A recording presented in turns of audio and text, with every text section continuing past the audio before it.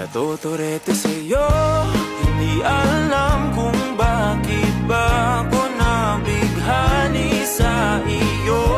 Hindi alam kung bakit ba ganito, kahit na alam ko mukhang wala rin naman itong pagtutunguhan.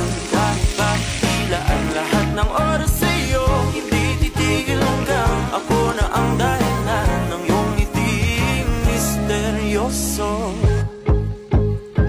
O araw-araw na lang akong bumubulong sa hangin.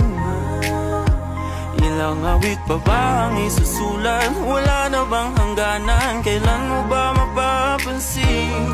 Nais masilayan ng iyong mga